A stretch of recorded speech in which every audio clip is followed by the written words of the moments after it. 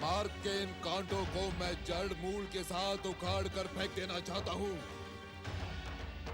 परंतु मामा श्री, मुझे ऐसा कोई उपाय, ऐसा कोई विचार दिखाई नहीं देता जिससे सांप भी मर जाए और लाठी भी न टूटे। हाँ मामा श्री, हमें छोड़कर हस्तिनापुर का हर व्यक्ति पांडवों में आस्था रखता है। द्यूत में आपने पांडवों को द्यूत के नियम अनुसार ही हराया, परंतु भ्राताश्री को कितनी निंदा झेलनी पड़ी, कितने ही आरोप और प्रत्यारोप सहने पड़े। इसलिए हम चाहते हैं कि पांडवों को किसी ऐसी योजना से समाप्त किया जाए जिससे भ्राताश्री को कोई भी निंदा, आरोप, प्रत्यारोप ना लगे। मुझे किसी आरोप, प्रत्यारोप और निंदा की चिंता नहीं है दुशासन। मैं तो केवल इस सत्य को जानता हूं कि हस्तिनापुर का सच्चा उत्तराधिकारी मैं हूं। केवल नेत्रहीन हो जाने से मेरे पिताश्री के साथ जो अन्याय हुआ, वो अन्याय मेरे साथ नहीं हो सकता, क्योंकि हस्तिनापुर के राज सिंहासन पर मैं, हस्तिनापुर नरेश, महाराज धृतराज का ज्येष्ठ पुत्र दुर्योधन ही बैठेगा और कोई नहीं। परंतु मामा श्री, आप मुझे कोई ऐसा उपाय बताएं मामा श्री, जिसमें हमें कुछ न करना पड़े, कुछ नहीं। भांजे, यही उपाय तो मैं लेकर आया हूं तुम्हारे पास, यही उपाय। भांजे, तुम्हें हस्तिनापुर के राज सिंहासन पर बैठा देखने के लिए मेरी आंखें तड़प रही हैं, मेरी आंखें तड़प रही हैं भांजे। महाराज दुर्योधन की जय जयकार सुनने के लिए मेरे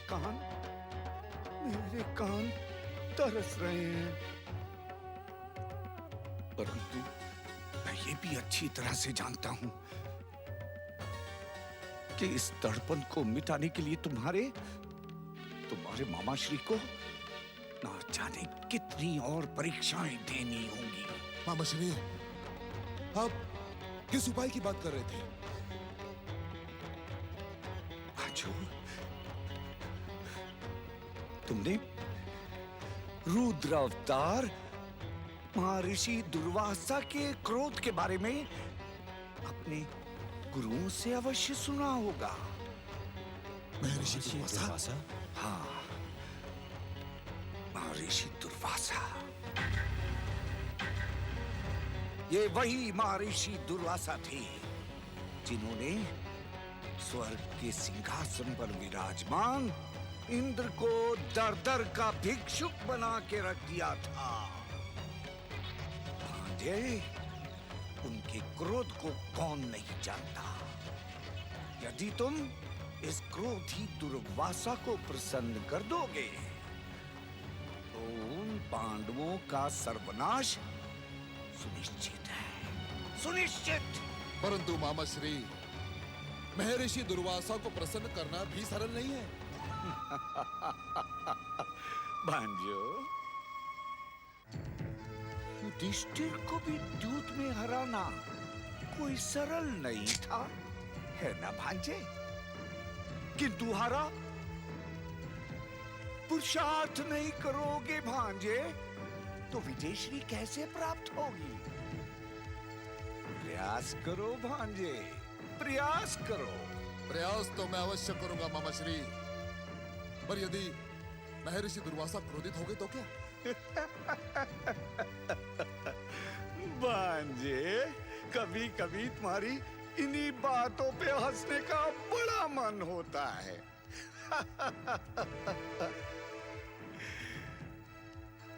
अबोध बालकों की तरह बातें करते हो भांजे। अरे, तुम उन्हें ऐसा अवसर ही ना देना। और फिर तुम क्या अपने मामाश्री को नहीं जानते? बड़े बड़े क्रोधियों को वश में करना तुम्हारे मामाश्री भली भांति जानते हैं भांजे, भली भांति जानते हैं। और कौरवों के सौभाग्य से तो इस समय महर्षि दुर्वासा अपनी शिष्य मंडली के साथ यहीं हस्तिनापुर राज्य की सीमाओं में प्रवास कर रहे हैं। इससे अच्छा अवसर आ ही नहीं सकता भांजे। बस तुम तो केवल महामंत्री विदुर को यह आदेश दो कि वो महर्षि दुर्वासा की राजकीय सेवा और स्वागत की यथोचित व्यवस्था करें।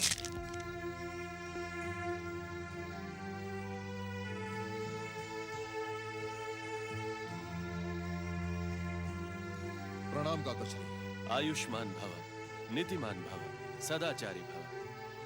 कहें युवराज दुर्योधन, किस कारण से आपने मेरा स्मरण किया है? काकाश्री, गुरुओं के पुण्य प्रभाव से प्रसन्न होकर धर्म की साक्षात मूर्ति रुद्र अवतार महर्षि दुर्वासा इन दिनों हस्तिनापुर के सीमाओं में प्रवास कर रहे हैं। क्षमा करें युवराज, भरत वंश के पुण्य को कुरुओं का पुण्य न कहें। ऋषिवर इस समय भरत वंश की भूमि पर है। यह भरत वंश के पुण्य का प्रताप है कि आर्यावर्त के महान और तेजस्वी ऋषि इस भूमि पर आने के लिए इच्छुक होते हैं। महामंत्री विदुर, आपसे कोई वाद विवाद नहीं करना चाहती और ना ही ये कोई प्रतियोगिता का विषय है कि भरतवंशियों ने अधिक पुण्य किए या फिर कुरुवंशियों ने। किंतु कदाचित आप ये भूल रहे हैं कि इस समय हस्तिनापुर पर कुरुवंशियों का शासन है।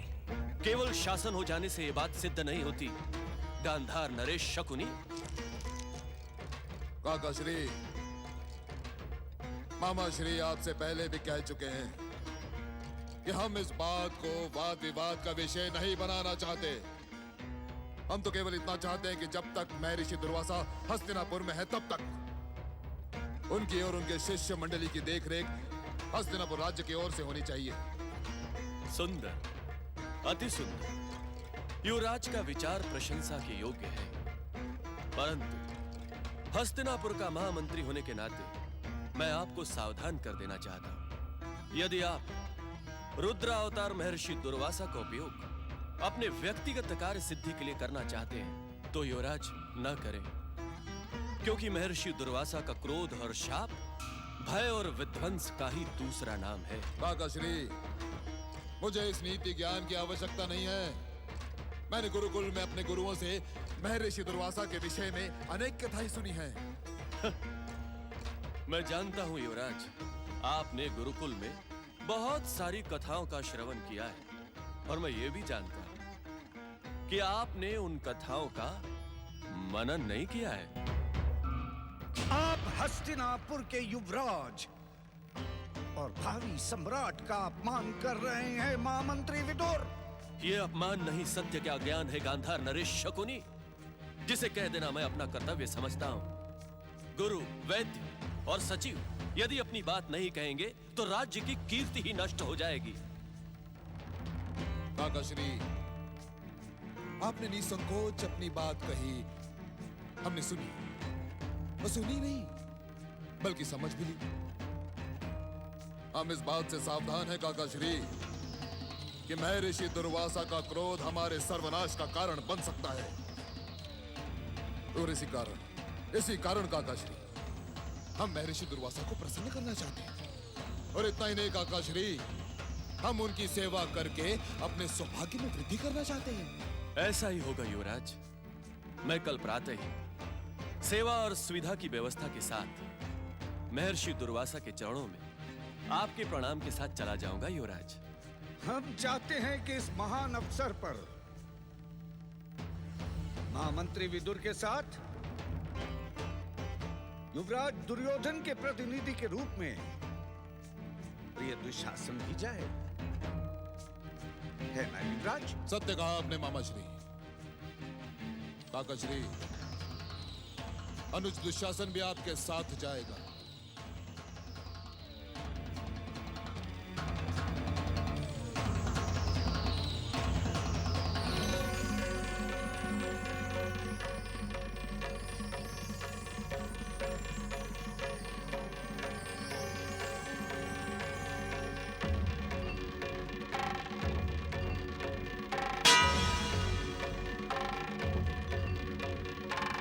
युवराज की जय हो। आज्ञा युवराज। क्या काका श्री और दुशासन ऋषियों के सेवा से लौटकर वापस आए? नहीं युवराज। आएंगे तो मुझे सूचित करना। जाओ। जो आज्ञा युवराज।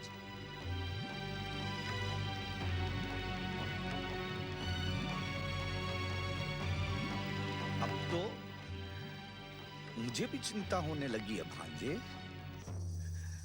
अब तक तो प्रिय दुशासन को आ जाना चाहिए था। कहीं ऐसा तो नहीं कि अपने स्वभाव के अनुरूप महात्मा विदुर ऋषियों को नीति पाठ सिखाने बैठ गए और उधर महर्षि दुर्वासा अपने स्वभाव के अनुरूप क्रोधित हो गए। यदि ऐसा हुआ तो इसीलिए मैं काकाश्री को वहां नहीं भेजना चाहता था मामाश्री। केवल आपकी हट के कारण मुझे निर्णय लेना पड़ा। आप तो जानते हैं मामाश्री कि मैं अनुज दुशासन से कितना प्रेम करता हूं। न जाने दुशासन किस स्थिति में होगा।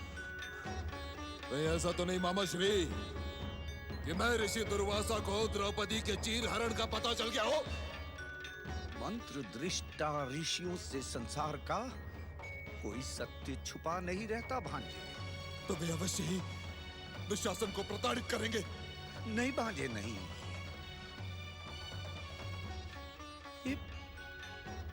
ये ऋषि मुनि पुरानी घटनाओं को माध्यम बनाकर अपनी बातें नहीं किया करते। अरे ये तो सेवा और भावना से प्रसन्न हो जाते हैं। और मुझे पूरा विश्वास है भांजे कि दुशासन की सेवा से ये लोग अवश्य प्रसन्न होंगे। हाँ। और आपका विश्वास कभी असत्य नहीं हो सकता मामाश्री। देखा ना। आओ अनुज आओ। मुझे तुम्हारी चिंता हो रही थी। अच्छा पहले ये बताओ कि तुम ऋषियों को प्रसन्न करने में सफल रहे? भविष्य और विधाता जिसके साथ हो वो कभी असफल नहीं हो सकता भ्राताश्री। और आपके आशीर्वाद से हम न केवल महर्षि सुवासा को प्रसन्न करने में अपितु हस्तिनापुर आमंत्रित करने में भी सफल रहे। सुहासा? ये सुहासा कौन है? मैंने तुम्हें ऋषि दुर्वासा की सेवा में भेजा था। ये सुहासा कौन है दुशासन? भांजे सुवासा नहीं जानते? ये सुवासा महर्षि दुर्वासा ही तो हैं।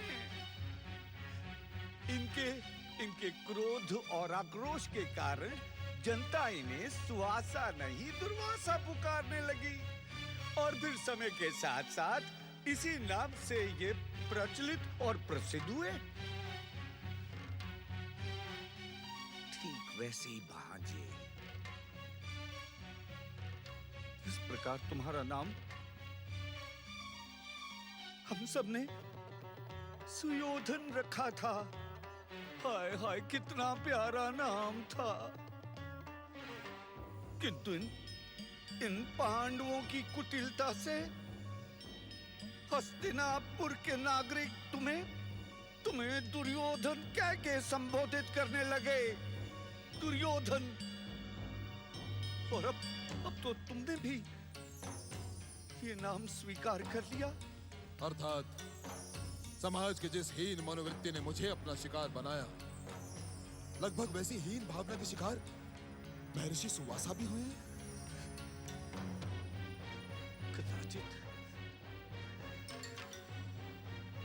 कदाचित तुम ठीक कह रहे हो भांजे। किंतु तुम्हें इतने विचलित होने की आवश्यकता नहीं है भांजे। नहीं है। अरे नाम से मनुष्य के काम पर प्रभाव थोड़ी पड़ता है। नाम में रखा ही क्या है भांजे? काम बड़ा होना चाहिए।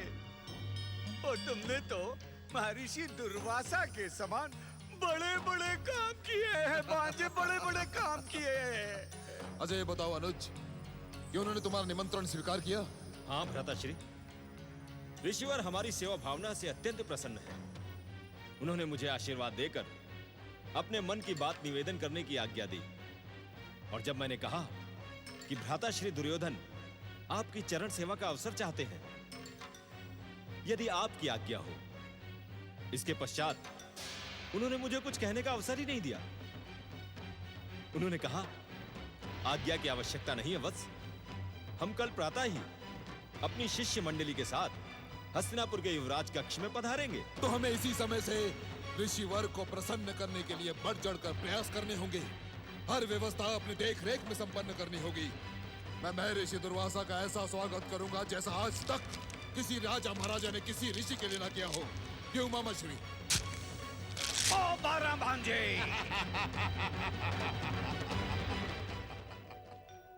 रुद्रावतार महर्षि सुवासा की, रुद्रावतार महर्षि सुवासा की, रुद्रावतार महर्षि सुवासा की, रुद्रावतार महर्षि सुवासा की। प्रणाम ऋषिवर।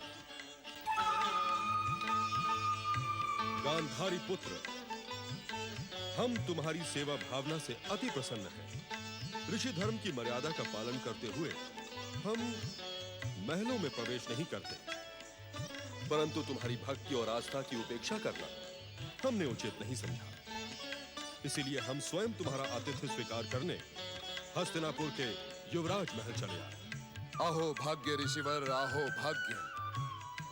ऋषिवर, आपके दर्शन मात्र से मेरे कई जन्मों के पाप नष्ट हो गए। इस भूमि पर आपके चरण पड़ गए। इसी में हमारा सबसे बड़ा सौभाग्य है ऋषिवर। हम धन्य हुए ऋषिवर, धन्य हुए। पधारे ऋषिवर, मुझे अपनी चरण सेवा का अवसर दे। पधारे ऋषिवर।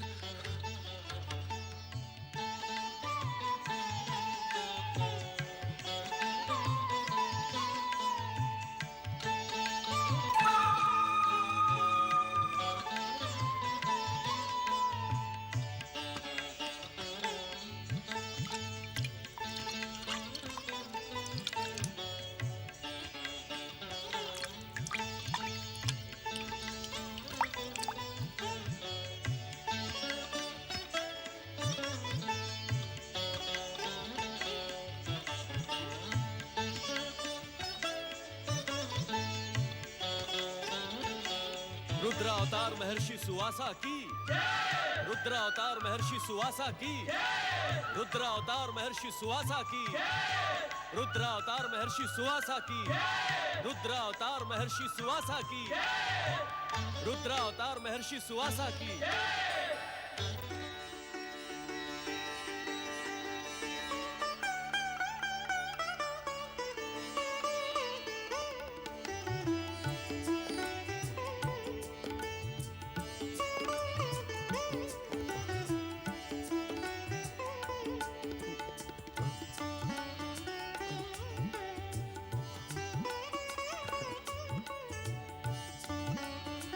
क्या हो ऋषिवर? हमारी सेवा में कोई कमी रह गई जो आपको नींद नहीं आ रही? नहीं वत्स, तुम्हारी सेवा भावना से तो हम अति प्रसन्न हैं। तनिक जल की आवश्यकता है। इस ऋतु में कंठ बार बार सूख जाता है। जल का प्रबंध करो। दुशासन,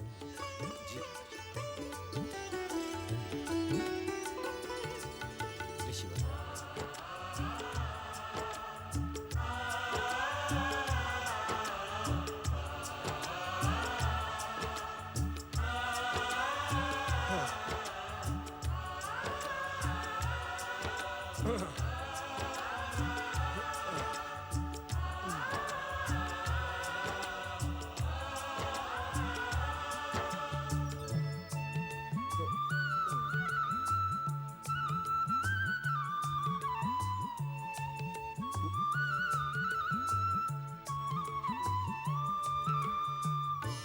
क्या हमसे कोई भूल हो गई ऋषिवर? नहीं वत्स, और एक बात जान लो प्रिय सुयोधन, कि भूल हो जाने पर मैं रुद्रावतार सुवासा भूल सुधारने का अवसर नहीं देता।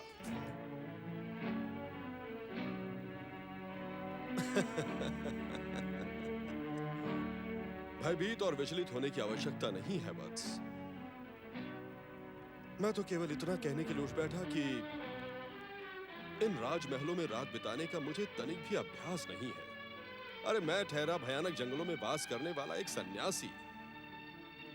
इसलिए यदि मुझे नींद आ जाए तो तुम दोनों कहीं चले मत जाना। यहीं खड़े रहकर पवन का संचार करते रहना बस। कहीं ऐसा ना हो कि घोर यत्न करने पर नींद आए और फिर गर्मी के कारण लौट जाए। आप निश्चिंत रहे ऋषिवर, हम आपकी चरण सेवा से कहीं नहीं जाएंगे। सत्य तो यह है भगवान कि यदि मुझे कई जन्मों तक आपकी चरण सेवा करने का अवसर मिले तो मैं स्वयं को धन्य समझूंगा।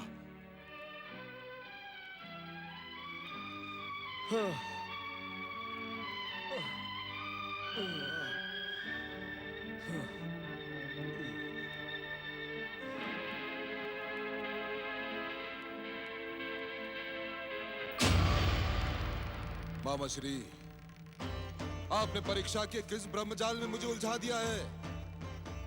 अपने क्रोध का उल्लेख कर करके उस ऋषि दुर्वासा ने मुझे विचलित कर दिया है। विचलित हो गया हूं मैं। अरे एक क्षण भी उनकी सेवा से दूर नहीं हो सकता मैं। मेरी समझ में नहीं आ रहा कि मैं क्या करूं मैं। मामा श्री, मदिरा पीना तो दूर, मदिरा को देखे पता नहीं कितने दिन बीत गए। कितने दिन मुझसे नहीं होती है ऋषि सेवा, नहीं होती। और रही बात पांडवों की, मैं उन्हें अपने बाहुबल और अपने पराक्रम से जीत लूंगा। आप बस मेरा एक कार्य करें मामा श्री, उस ऋषि दुर्वासा को यहाँ से विदा करें। ओ मेरे प्रिय भांजे, मूर्खता की बातें नहीं किया करते। अब तुम बालक नहीं रहे, बड़े हो गए हो। अरे ऋषियों की सेवा करने का अवसर तो बड़े सौभाग्य से मिलता है। नहीं चाहिए मुझे आपका सौभाग्य, नहीं चाहिए मुझे आपका सौभाग्य। सुना आपने? सुना? मेरा सुख चैन छीन लिया उस दुर्वासा ने। मुझे तो लगता ही नहीं कि मैं हस्तिनापुर का युवराज हूँ। मुझे तो ऐसा लगता है कि मैं कोई चरण सेवक, कोई दास बन गया हूँ। नहीं भांजे, मैंने तुम्हें कई बार समझाया है भांजे, कुछ पाने के लिए कुछ खोना पड़ता है। अरे यदि तुम ऋषिवर दुर्वासा की सेवा करोगे तो वो तुम्हें मुंह मांगा वरदान देंगे। और उसके पश्चात उन पांडवों का सर्वनाश सुनिश्चित है। सर्वनाश तो तब होगा मामा श्री जब ऋषिवर मुझ पर प्रसन्न होंगे और मुझसे वरदान मांगने के लिए कहेंगे। और वो दिन कभी नहीं आएगा। मैं जानता हूं कि वो दिन कभी नहीं आएगा। मामा श्री, मुझे तो ऐसा लगता है कि वो दुर्वासा हस्तिनापुर के राज सिंहासन पर बैठकर राज करना चाहता है हस्तिनापुर पर। अरे इतनी सुख सुविधाएं देखकर वो अपने ऋषि धर्म को भूल गया है। नहीं, ये तुम्हारी भूल है भांजे। ऋषि कभी भी अपना ऋषि धर्म नहीं भूलते। और महर्षि दुर्वासा, अरे वो तो मंत्र दृष्टा है, मंत्र दृष्टा। ये ऋषि लोग कुछ दिनों के लिए भी कहीं एक स्थान पर टिक कर नहीं रहते। इसीलिए तो इन्हें बहता पानी या रमता जोगी कहा जाता है भांजे। पुत्र दुर्योधन, यदि तुम 1-2 दिन के लिए ऋषिवर की सेवा कर लोगे, फिर देखोगे कि मामा श्री ठीक कहते थे, तुम्हारी हर मनोकामना वो पूरी कर देंगे। मुझे आपकी बात पर विश्वास नहीं होता मामा श्री। अब विश्वास करने के सिवा तुम्हारे पास और कोई मार्ग ही नहीं है दुर्योधन। ऋषिवर को हम ऐसे ही जाने के लिए तो नहीं कह सकते ना। अरे वो तो अपनी इच्छा से जीते हैं। अब जब तक ऋषिवर यहाँ हैं, तुम्हें उन्हें प्रसन्न करने का प्रयास करना चाहिए। अब तो तुम्हें ये विचार करना चाहिए कि यदि ऋषिवर प्रसन्न हो गए तो उनसे वरदान क्या मांगोगे भांजे? क्या मांगूंगा? मांगने का अवसर आएगा ना मामा श्री, तो मैं केवल और केवल पांडवों का सर्वनाश मांगूंगा। नहीं नहीं भांजे, नहीं। पांडवों के सर्वनाश की बात रुद्रावतार दुर्वासा के सामने भूल कर भी ना करना, क्योंकि यदि तुमने ऐसा किया तो वो तुम्हें स्वार्थी और भाई का शत्रु मानते हुए शापित और कलंकित कर देंगे। क्या कह रहे हैं आप मामा श्री? आप जानते हैं कि आप क्या कह रहे हैं? अरे पांडवों के सर्वनाश की बात सोचकर ही उस ऋषि की इतनी सेवा की। भांजे, सेवा करोगे तो ही तो मेवा मिलेगा, परंतु मेवा पाने के लिए मेवा मिष्ठान की भूमिका तो बनाओ। मामा श्री, मैं कुछ समझा नहीं। मैं समझाता हूं पुत्र दुर्योधन। देखो, यदि तुम ऋषिवर दुर्वासा के साथ पांडवों की शत्रुता की बात सीधे सीधे करोगे तो वो तुम्हें कभी वरदान नहीं देंगे भांजे।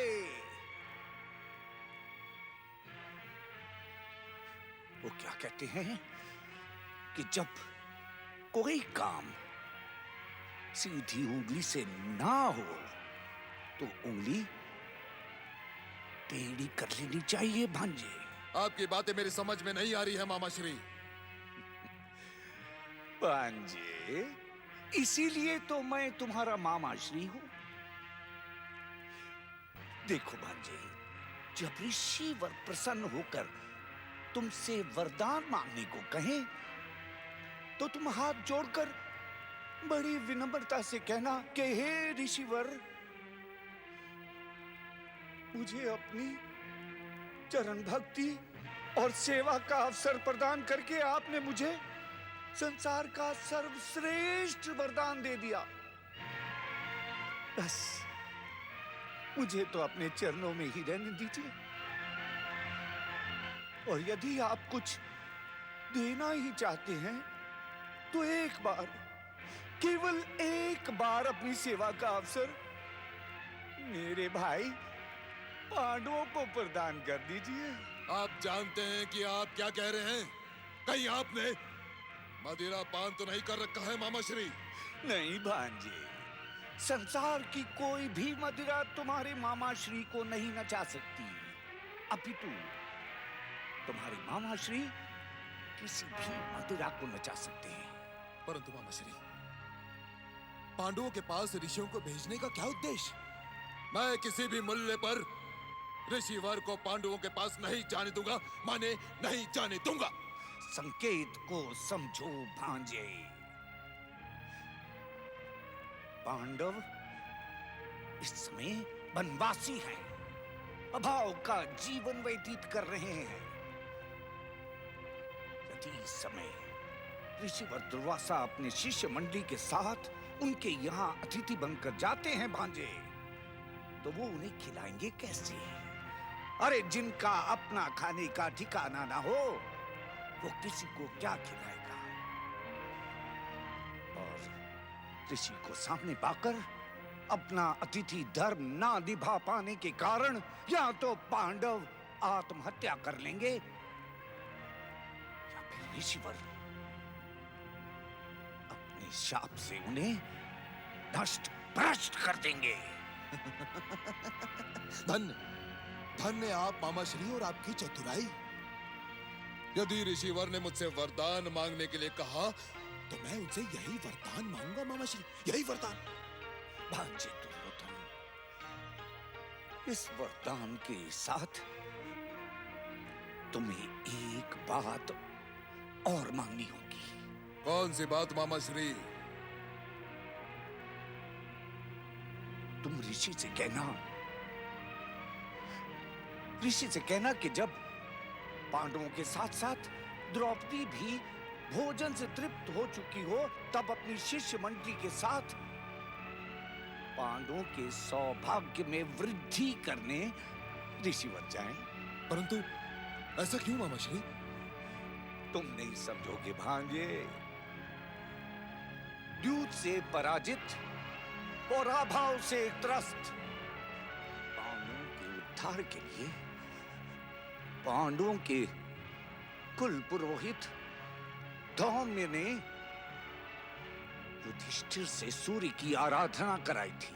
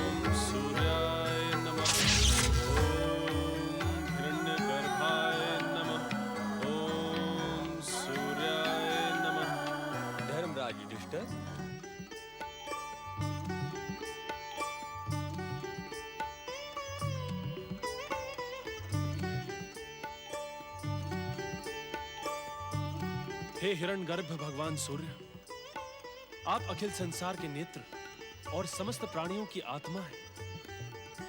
आपके दर्शन पाकर मेरा जीवन धन्य हो गया। आपकी जय हो भगवान सूर्य, आपकी जय हो।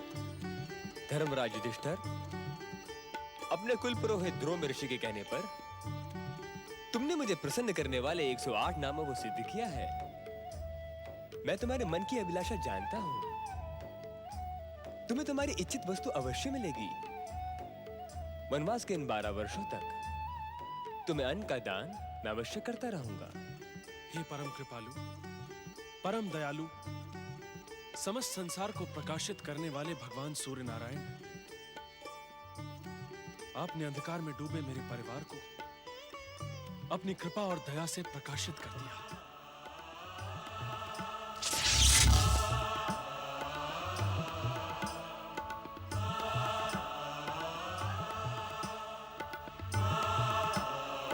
वत्स, ये अक्षय पात्र है। इसमें बना हुआ भोजन सदा अक्षय रहता है, अर्थात कभी समाप्त नहीं होता। तुम जितना भोजन चाहोगे इस पात्र से प्राप्त कर सकते हो। धर्मराज, तुम्हारे रसोई घर में जो कुछ भी फल, मूल, शाक आदि 4 प्रकार के भोजन की सामग्री बनाई गई हो, वो तब तक अक्षय रहेगी जब तक तुम्हारे घर की गृहिणी अर्थात तुम्हारी पत्नी द्रौपदी भोजन न कर ले। द्रौपदी के भोजन करने के बाद इस पात्र को पुनः 2 मांज कर पवित्र कर दो, जिससे ये अगले दिन के भोजन की व्यवस्था कर सके। तुम्हारा कल्याण हो वत्स।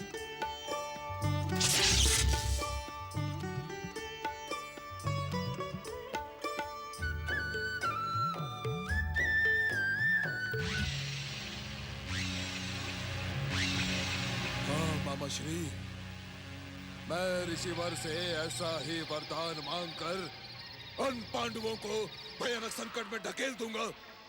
भ्राताश्री, भ्राताश्री, शुभ सूचना है भ्राताश्री। ऋषिवर ने अपने प्रस्थान की घोषणा कर दी है और वे शीघ्र ही आपको अपनी सेवा में बुला रहे हैं।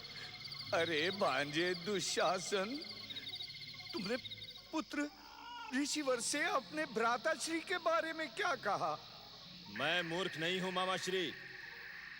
जब ऋषिवर ने मुझसे भ्राताश्री के विषय में पूछा तो मैंने उनसे कह दिया कि भ्राताश्री आवश्यक राजकीय कार्य में व्यस्त हैं और वे शीघ्र ही आपकी सेवा में उपस्थित होंगे। अरे वाह वाह भांजे, तुम्हारी चतुराई तो प्रशंसा के योग्य होती जा रही है? ये सब आपके साथ और आशीर्वाद का नतीजा है मामाश्री। हाँ मामाश्री, मुझे आशीर्वाद दें कि मैं ऋषिवर से वो वरदान प्राप्त करने में सफल रहूं जिससे सूर्यदेव का अक्षय पात्र भी मैं ऋषि दुर्वासा के क्रोध से पांडवों की रक्षा ना कर सके। आशीर्वाद दें। बस विजयी भवा सुयोधन, विजयी भवा। युवराज सुयोधन, हमारी प्रसन्नता पर जो तुमने हमसे वरदान मांगा है वो हमें कुछ समझ में नहीं आया वत्स।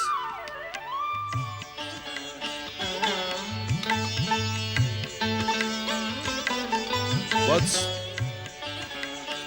इस समय तो तुम हमसे कुछ भी मांग सकते थे, कुछ भी। हस्तिनापुर का राज सिंहासन तो क्या, यदि तुम हमसे इंद्रासन भी मांगते तो हम तथास्तु कहकर तुम्हारी सेवा भावना को प्रोत्साहित करते। ऋषिवर,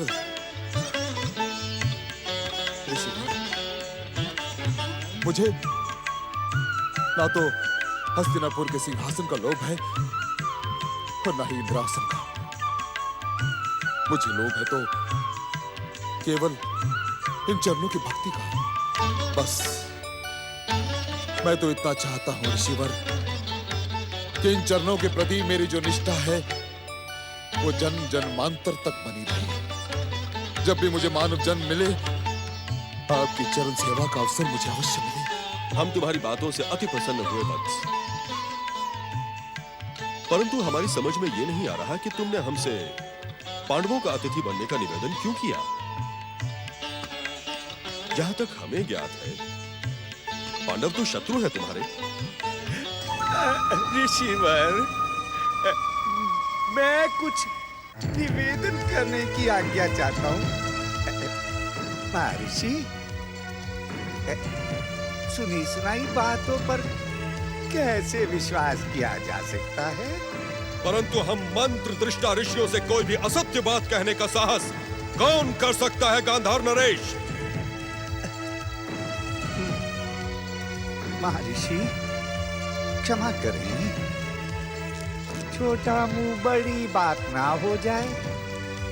पता नहीं कैसे कहूं, परंतु आप जैसे महान और ईश्वरीय स्वरूप ऋषि मुनि के बारे में भी बड़ी विचित्र बातें सुनने को मिलती हैं।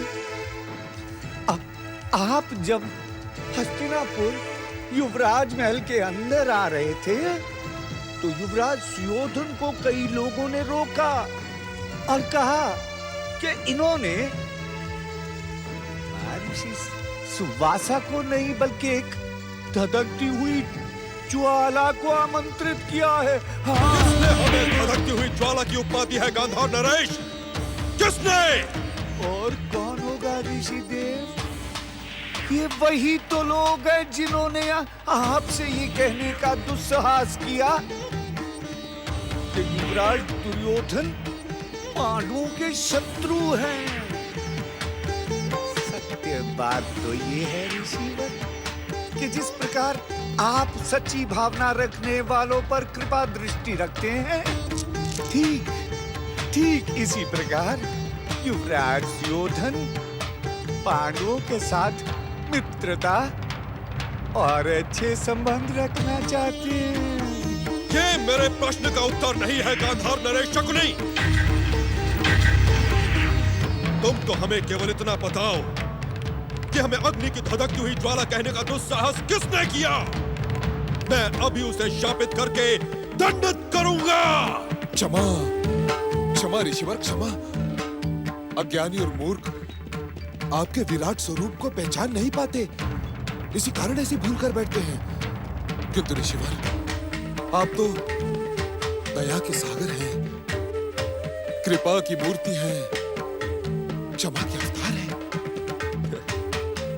युवराज सुयोधन, तुम्हारे पास हमें प्रसन्न करने के समस्त उपाय हैं, परंतु तुमने हमें अब तक ये नहीं बताया कि तुम हमें पांडवों के पास अतिथि बनाकर उसी समय क्यों भेजना चाहते हो जब पांडवों के साथ साथ द्रौपदी भी भोजन कर चुकी हो। ये तो हमारी ऋषि मर्यादा के अनुकूल नहीं है वत्स। और फिर हम कहीं अकेले तो जाते नहीं वत्स, हमारे साथ हमारी विशाल शिष्य मंडली भी जाती है। युधिष्ठिर को धर्म संकट में डालने के पीछे तुम्हारा उद्देश्य क्या है सुयोधन? ऋषिवर, मैं इस प्रार्थना का कारण तो आपको बताना नहीं चाहता था, परंतु आपका आदेश मैं कैसे टाल सकता हूं? नहीं टाल सकता। ऋषिवर, सत्य तो यह है कि मेरी इस याचना के पीछे जो मेरी भावना है वो मेरे परिवार के कल्याण से जुड़ी है। परिवार कल्याण? मैं कुछ समझा नहीं वत्स। अपनी बात को स्पष्ट कहो। ऋषिवर, जानकारी पाकर कोई भी आप जैसे महान ऋषि की सेवा कर सकता है, किंतु यदि अनजाने में मेरे चचेरे भाई आपको प्रसन्न करने में सफल रहे तो आपकी कृपा तो उन्हें अवश्य प्राप्त होगी।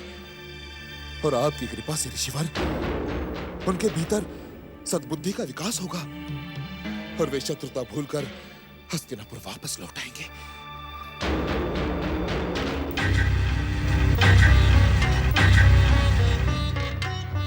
ऋषिवर, मुझसे ज्येष्ठ पितामह और हस्तिनापुर के बुजुर्गों का दुख नहीं देखा जाता, नहीं देख सकता मैं। फिर भी यदि आप मेरी याचना स्वीकार करके पांडवों पर कृपा नहीं करना चाहते तो कोई बात नहीं, कोई बात नहीं ऋषिवर। मैं ये समझूंगा कि कदाचित मेरी सेवा में कोई कमी रह गई, बहुत कमी रह गई। दुखी ना हो सुयोधन, हम तुम्हारी सेवा भावना से अति प्रसन्न हैं। हम तुम्हारी मनोकामना अवश्य पूरी करेंगे वत्स। हमने तुम्हारी भावना और तुम्हारे मामा शकुनी की योजना को भली भांति पहचान लिया है। फिर भी वचन दे देने के कारण हम विवश हैं। हम अपनी विशाल शिष्य मंडली के साथ पांडवों के आतिथ्य की परीक्षा अवश्य लेंगे।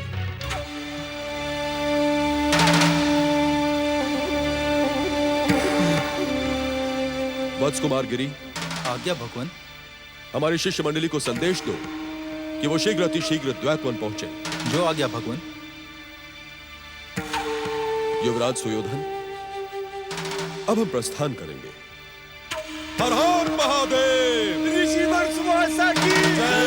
ऋषिवर सुहासा की जय। ऋषिवर सुहासा की जय। धन्य आप मामा श्री, धन्य। आपके आशीर्वाद से सब कुछ हमारी इच्छा अनुसार ही हो रहा है।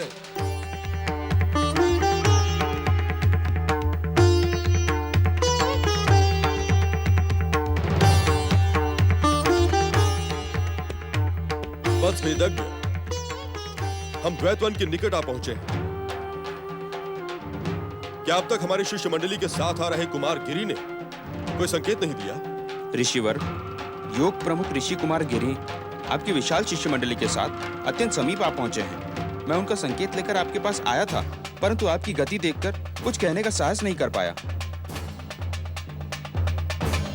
हस्तिनापुर के युवराज सुयोधन की सेवा भावना से प्रसन्न होकर हमने पांडवों की अग्नि परीक्षा का वचन दिया, परंतु पांडवों के समीप जाने से पहले हम अपने और समस्त संसार के आराध्य भगवान शिव का स्मरण करके पांडवों की यथास्थिति का आकलन करेंगे।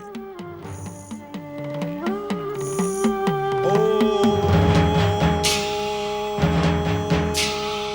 नमः शिवाय।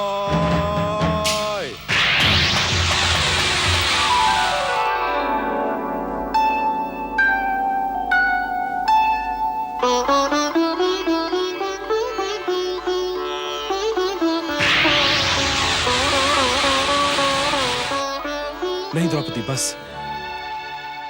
नहीं, मुझे भी नहीं।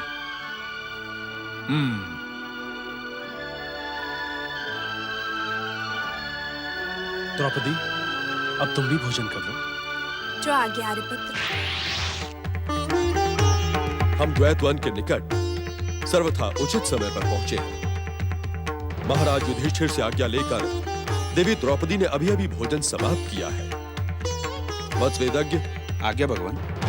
तुम यथाशीघ्र द्वैतवन के उत्तरी भाग में स्थित पांडवों की कुटिया में जाकर हमारे यहाँ पधारने का संदेश दो। जो आज्ञा भगवान। हमारा ये संदेश अवश्य ही पांडवों को धर्म संकट में डाल देगा, और यही धर्म संकट पांडवों के अतिथि सत्कार की अग्नि परीक्षा भी होगी। यदि वो सफल हुए तो मेरी कृपा अवश्य प्राप्त करेंगे, और यदि पांडव असफल हुए तो मेरे चरणों में आस्था रखने वाला युवराज सुयोधन अवश्य प्रसन्न होगा। और संभवतः युवराज सुयोधन और गांधार नरेश शकुनी यही चाहते हैं। मैं प्रसन्न नहीं मामा श्री, प्रसन्न नहीं। मैं तो अत्यंत प्रसन्न हूँ। आपकी तीव्र बुद्धि और आपकी कूटनीति ने पांडवों के सर्वनाश की भूमिका रच दी है। अब तो पांडवों का सर्वनाश अग्नि की धधकती हुई ज्वाला महर्षि दुर्वासा के क्रोध से निश्चित है। मामा श्री, अब तो ऋषिवर द्वैत वन पहुंच चुके होंगे। पहुंचे नहीं भांजे, तो पहुंचने वाले होंगे। याद नहीं भांजे, उन्होंने राज्यसभा में ये घोषणा की थी कि वो यहां से सीधे द्वैतवन के लिए प्रस्थान करने वाले हैं। मामा श्री, आपको क्या लगता है कि पांडव ऋषिवर को प्रसन्न करने में सफल रहेंगे?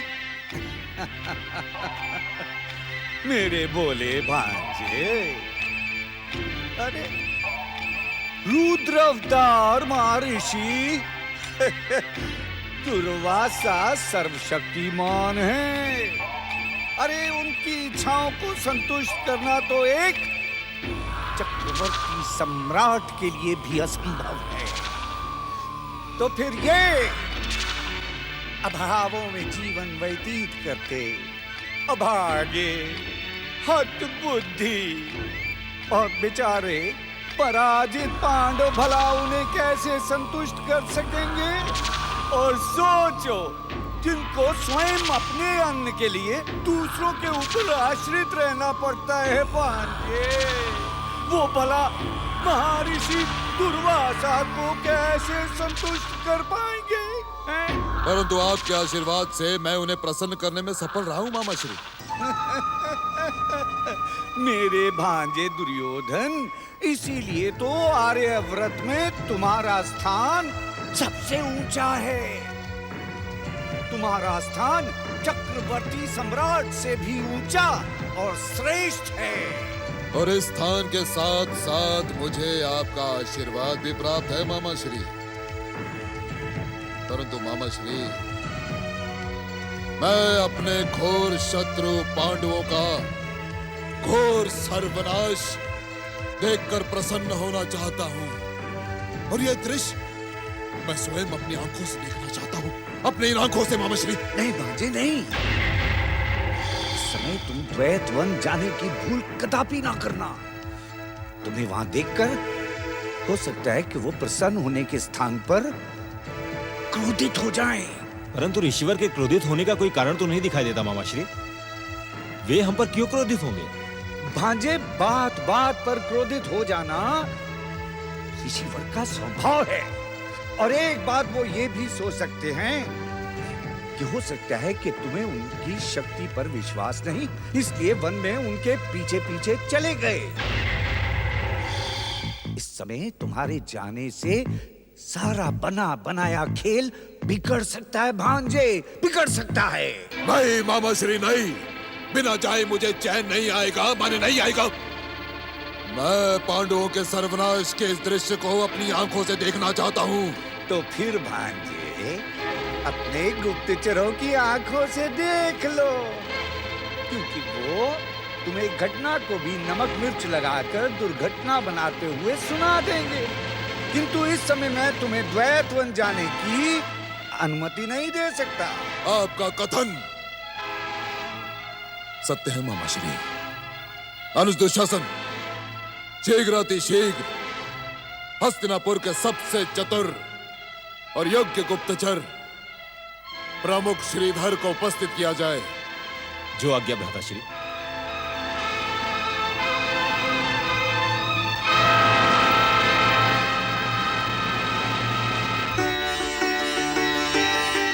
ओम सूर्याय नमः।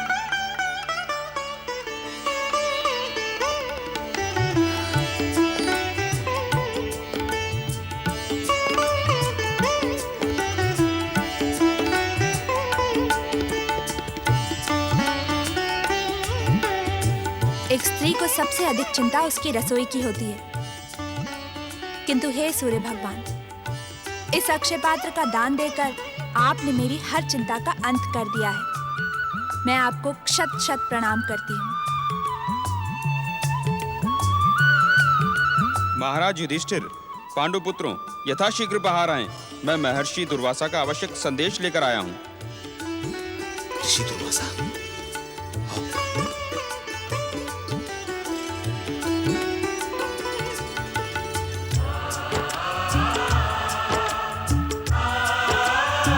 प्रणाम ऋषिवर। महाराज युधिष्ठिर, आपके सौभाग्य में वृद्धि करने के लिए रुद्रावतार महर्षि दुर्वासा दैत्यवन की सीमा पर पधारकर आपके आने की प्रतीक्षा कर रहे हैं।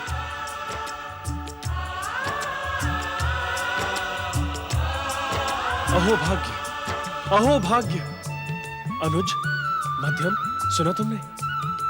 स्वयं रुद्रावतार महर्षि दुर्वासा हमें दर्शन देने पधारे हैं। शीघ्र चलो, हमें उनके श्री चरणों से आशीर्वाद प्राप्त करना है। क्षमा करें ऋषिवर, आपने हमें प्रसन्न करने वाला इतना अद्भुत समाचार सुनाया कि हम अपना अतिथि धर्म भूल गए। पहले हमें आपसे जलपान। मुझे किसी वस्तु की आवश्यकता नहीं है। पहले आप महर्षि की सेवा में चलें। आओ भगवान।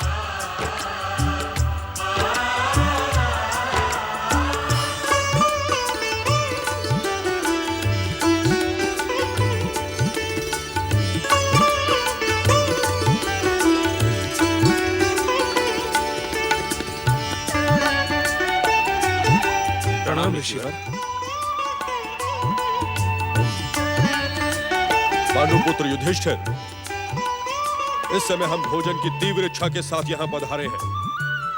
आप यथाशीघ्र हमारे और हमारी विशाल शिष्य मंडली के लिए भोजन की व्यवस्था करें।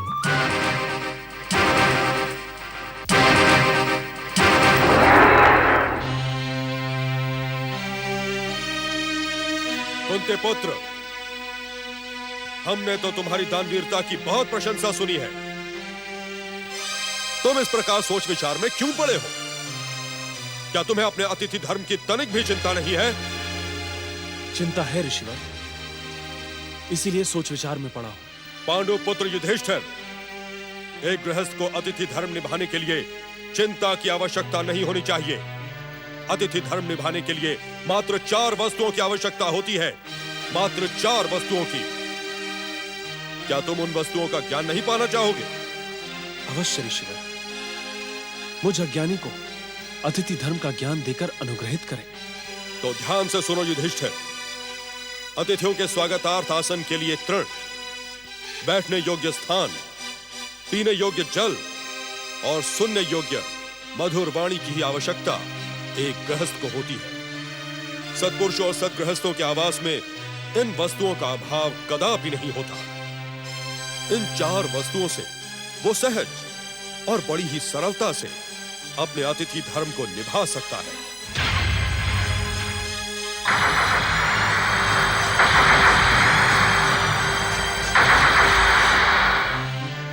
धर्मराज कहलाने वाले युधिष्ठिर, क्या आप धर्म के आवास में धर्म की रक्षा करने वाली इन 4 वस्तुओं का अभाव हो गया है?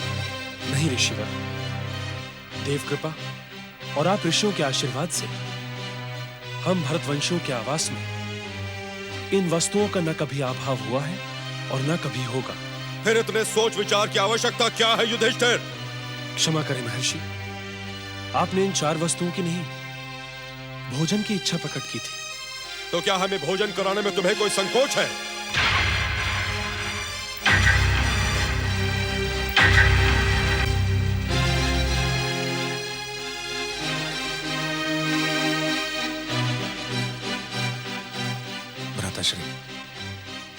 ऋषि को भोजन की स्वीकृति देते हुए कुछ समय की याचना करें।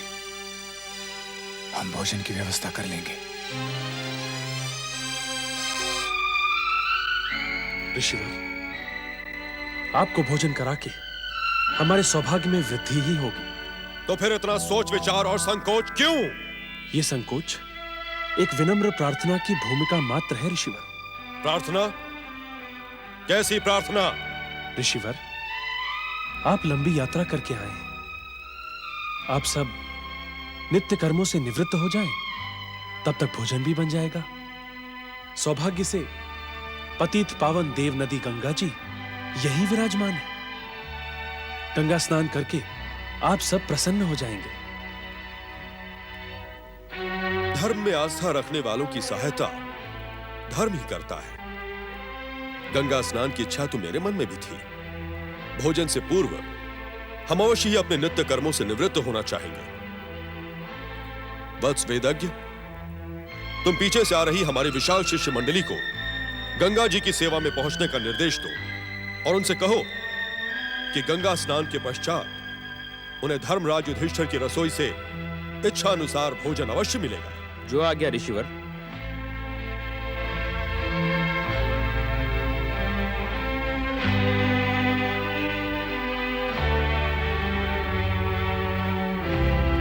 नारायण नारायण, संकट पर संकट। एक तो धर्मराज युधिष्ठिर स्वयं ही संकटों से घिरे रहते हैं, फिर रुद्रावतार महर्षि को और उनकी विशाल शिष्य मंडली को भोजन कराने की स्वीकृति देकर उन्होंने और भी अधिक संकटों को निमंत्रित कर दिया। नारायण नारायण। कहीं अतिथि धर्म ना निभा पाने के कारण धर्म में आस्था रखने वाले इन पांडवों का रुद्रावतार महर्षि के क्रोध के कारण कहीं सर्वनाश न हो जाए। नहीं नहीं, इस घटना को दुर्घटना होने से किसी भी मूल्य पर मुझे रोकना होगा।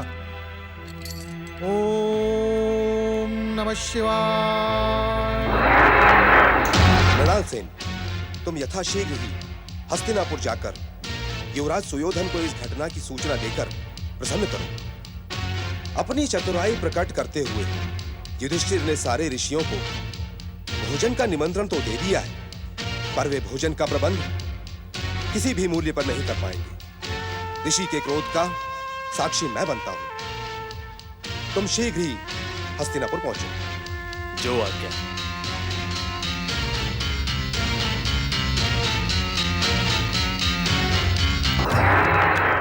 ओम नमः शिवाय। रुद्रावतार महर्षि सुवासा के क्रोध और पांडवों के भविष्य से भयभीत होकर देवर्षि नारद कैलाश में पहुंचे। नारायण नारायण। हे आशुतोष भगवान भोलेनाथ, धर्म में आस्था रखने वाले पांडव इस समय रुद्रावतार महर्षि सुवासा के कारणवश धर्म संकट में पड़ गए हैं। कृपया आप उन्हें इस धर्म संकट से उबारने का कष्ट करें भोलेनाथ। घटना के घटने से पहले ही तुमने अनुमान के आधार पर पांडवों को संकट से घिरा हुआ कैसे मान लिया नारद? भोलेनाथ, भोलेनाथ, मैं केवल मान नहीं रहा हूँ, ये मेरा दृढ़ विश्वास है कि पांडव इस समय महर्षि और उनकी शिष्य मंडली का अतिथि सत्कार नहीं कर पाएंगे। हाँ, ये तो हम भी जानते हैं। नारायण नारायण। भोलेनाथ, ये जानते हुए भी आप महात्मा युधिष्ठिर और पांडवों की रक्षा नहीं करेंगे? क्या आपको पांडवों का सर्वनाश ही प्रिय है? भोलेनाथ, इस द्वापर युग में धर्म की रक्षा करने वाले पांडु पुत्रों को क्या आप महर्षि सुवासा की क्रोधाग्नि में धकेल देना चाहते हैं? देवताओं के ऋषि और धर्म में आस्था रखने वाले नारद को इस प्रकार उत्तेजित होना शोभा नहीं देता। नारद, यदि तुमने मेरे पहले संकेत पर गंभीरता से विचार किया होता तो इतने वाद विवाद की आवश्यकता नहीं होती। पहला संकेत? भोलेनाथ, मैं कुछ समझा नहीं। नारद, यह घटना दुर्घटना नहीं बनेगी, ये घटना के रूप में ही घटेगी। परंतु महेश्वर, इतने प्रश्नों की आवश्यकता नहीं है नारद। श्री हरि विष्णु के पुरुषोत्तम अवतार श्री कृष्ण उनके रक्षक हैं और जो अपने आराध्य पर विश्वास रखते हैं वो कभी संकट में घिरे नहीं होते। और इस घटना में भी महर्षि दुर्वासा का क्रोध पांडवों का कुछ भी अहित नहीं करेगा। हाँ, उन्हें विचलित अवश्य करेगा। नारायण नारायण। अर्थात विचलित होकर पांडव धर्म और रक्षा का मार्ग छोड़ने पर विवश हो जाएंगे। पूरी बात सुनने से पहले ही मन का अनुमान लगाकर घटना का भविष्य कह देना अनुचित है नारद। क्षमा भोलेनाथ, क्षमा। पांडवों की व्यग्रता उनके आराध्य श्री कृष्ण को प्रेरित करेगी और पुरुषोत्तम श्री कृष्ण का मार्गदर्शन पांडवों के भविष्य को सुखद बनाएगा। इस समय केवल इतना समझ लो नारद कि महर्षि दुर्वासा की अग्नि परीक्षा का परिणाम पांडवों के लिए सुखदायी होगा। नारायण नारायण, जय जय शिवशंकर, जय जय शिवशंकर। प्रभु, यदि तुम अपनी जिज्ञासा और प्रश्नों के सागर में डूबे रहे नारद, तो उस महान घटना के साक्षी नहीं बन पाओगे जो कुछ ही समय के बाद पांडवों की कुटिया में घटने जा रही है। नारायण नारायण। भोलेनाथ, मैं आपका संकेत समझ गया। ओम। इस घटना में तुम्हारे हस्तक्षेप के लिए कोई स्थान नहीं। इसे विधाता द्वारा निर्धारित रचना अनुसार घटने देना। तुम्हारा कल्याण हो। आर्यपुत्र, भोजन के बाद मैं सूर्य देव के दिए अक्षय पात्र को धो मांझ कर रख चुकी हूँ। अब अगली बेला से पहले वह पात्र हमें भोजन नहीं देगा।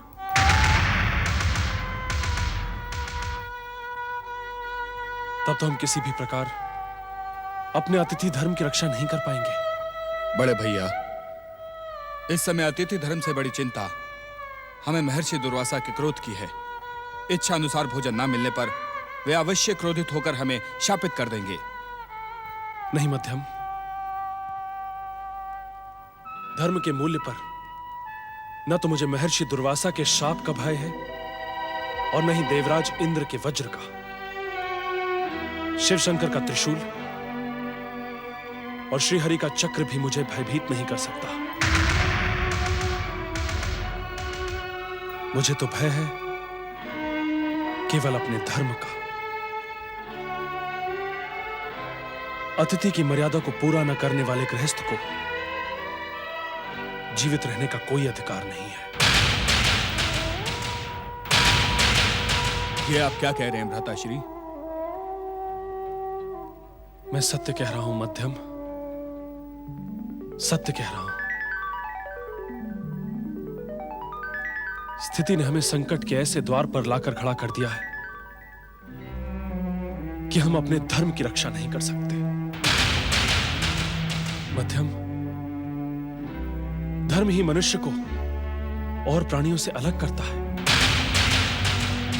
धर्म ही मनुष्य को पशुओं और राक्षस जातियों से श्रेष्ठ बनाता है। जब धर्म की ही हानि हो जाए तो जीने का क्या उद्देश्य? भ्राताश्री, आप इस प्रकार निराश ना हो। निराशा के अतिरिक्त हम पांडु पुत्रों के पास बचा ही क्या है अनुज? इस सब का दोषी मैं हूं। नहीं भ्राताश्री, नहीं।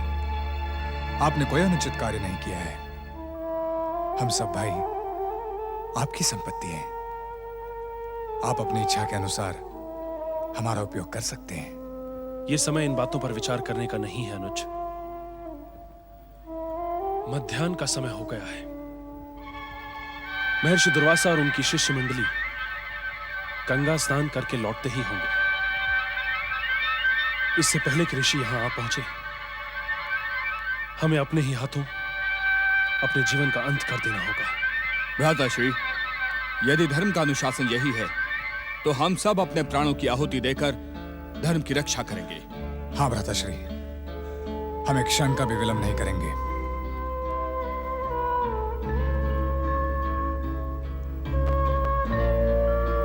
द्रौपदी, हमने तुम्हें कभी कोई सुख नहीं दिया। आज भी हम संकटों से भागकर आत्महत्या का मार्ग स्वीकार कर रहे हैं। इस कार्य में भी तुम्हें हमारी पत्नी होने का धर्म निभाना होगा। हम इसी समय अग्नि प्रज्वलित करके आत्मदाह करेंगे। ठहरे आर्यपुत्र, आपका अतिथि धर्म खंडित नहीं होगा। मुझे अपनी भक्ति और आस्था पर पूरा विश्वास है। किस आस्था और भक्ति की बात कर रही हो तुम पांचाली? उसी आस्था और भक्ति की आर्यपुत्र जिसने आज तक मुझ पांचाली की लाज बचाई है। जब तक मैं इस कुटिया के भीतर से बाहर ना आऊं, आप सब यहीं रुककर मेरी प्रतीक्षा करेंगे।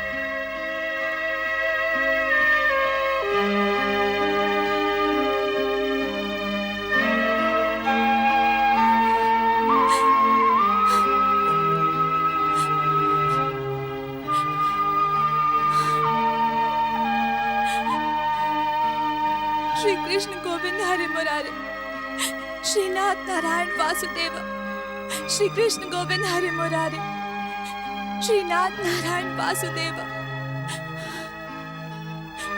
हे मुरलीधर, हे शरणागत वत्सल भगवान, हे सखा, हे मेरे मित्र श्री कृष्ण, जिस तरह तुमने हस्तिनापुर की राजसभा में दुशासन के अहंकार को चूर चूर कर दिया था, उसी प्रकार आज हमारे धर्म की रक्षा करने आओ।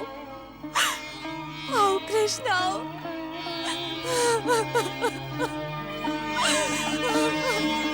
सखी, इतना व्यग्र होकर क्यों पुकार रही हो मुझे? मैं तो तुम्हारे समीप ही हूं। देखो, तुमने पुकारा और मैं आ गया।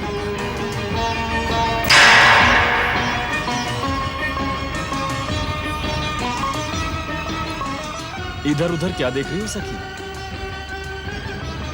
मैं यहीं तो खड़ा हूं, तुम्हारे पीछे।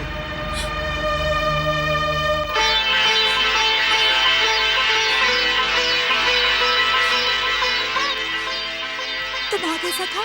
कैसे नहीं आता द्रौपदी? तुम्हारी पुकार ने मुझे विचलित जो कर दिया था। बात ही विचलित कर देने वाली है बंसीधर। जानते हो, आर्यपुत्र अपना अतिथि धर्म ना निभा पाने के कारण आत्महत्या। ये सब बातें छोड़ो सखी, मैं बहुत थका हुआ हूँ, मुझे भूख लग रही है। ये क्या कह रहे केशव? क्यों? मैंने क्या कुछ अनुचित कह दिया? मुझे भूख लग रही है। भोजन हो तब तो तुम्हारे सामने लाकर रखूं। भोजन के कारण ही तो ये सारा संकट आ खड़ा हुआ है। पांचों पांडव आत्महत्या की बात कर रहे हैं। ये आज तुम्हें क्या हो गया द्रौपदी? तुम्हारे पास तो सूर्यदेव का दिया हुआ अक्षय पात्र है, क्या तुम मुझे उसके योग्य नहीं समझती? इस समय उस पात्र से भोजन नहीं मिल सकता। वह पात्र तब तक ही अक्षय रहता है जब तक मैं भोजन ना कर लूं, और मैं भोजन कर चुकी हूँ। ठीक है, तुम वो पात्र लेकर आओ। जब मैं उसे अपनी आंखों से देख लूंगा तो विश्वास कर लूंगा। ठीक है, तुम उस पात्र को देखना ही चाहते हो तो देख लो, परंतु पात्र देखने के बाद ऋषियों के भोजन की व्यवस्था तुम्हें ही करनी पड़ेगी। तुम वो पात्र लेकर तो आओ।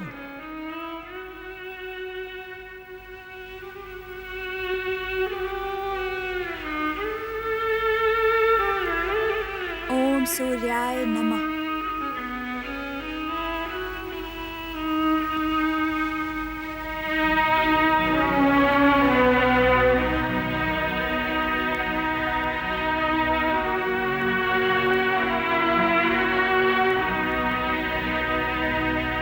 देखा, मैंने कहा था ना कि तुम मुझसे परिहास कर रही हो। देखो, ये अन्न का भाग अब तक मेरी प्रतीक्षा कर रहा है। केशव, परिहास छोड़ो और गंभीरता से बात करो। ऋषि दुर्वासा अपनी विशाल शिष्य मंडली के साथ गंगा स्नान से लौट कर आने वाले हैं। ठीक है, यदि तुम कहती हो तो मैं गंभीर हो जाता हूं, किंतु पहले मुझे अपनी भूख तो शांत करने दो। साग का ये भाग मेरे लिए पर्याप्त है। इस साग के द्वारा इस संपूर्ण जगत की आत्मा और परमेश्वर की भूख शांत हो।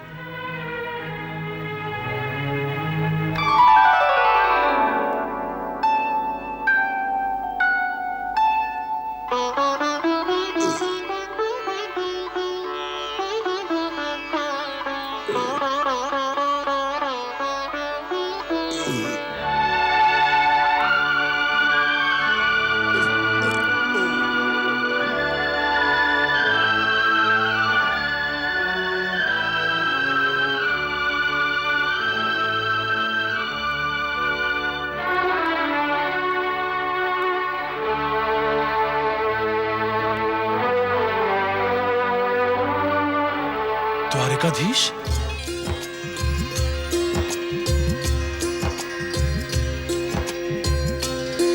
प्रिय सहदेव, तुम शीघ्र ही गंगा तट जाओ और महर्षि दुर्वासा और उनकी समस्त मंडली को लेकर शीघ्र ही आओ।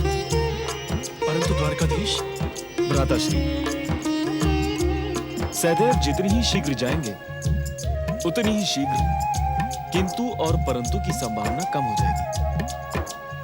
सहदेव, अब आप प्रतीक्षा ना करें, शीघ्र ही जाएं। जो आज्ञा द्वारकाधीश।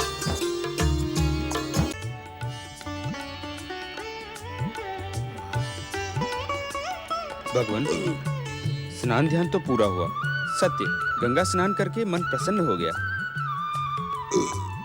वत्स वेदज्ञ, तुम तो भोजन करने से पहले ही तृप्त हो गए।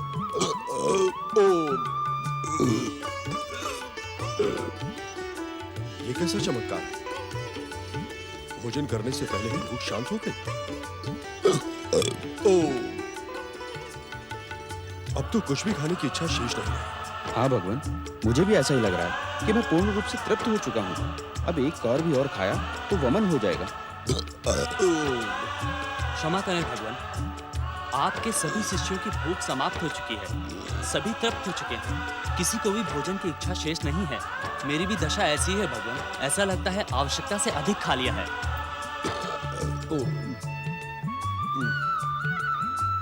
व्यर्थी पांडवों ने हमारे आतिथ्य का कष्ट उठाया। वे तो स्वयं कष्टों में जी रहे हैं। न जाने क्या क्या यत्न करके उन्होंने हम सब के लिए भोजन की व्यवस्था की होगी। यह तो बहुत बड़ा अपराध हो गया हमसे।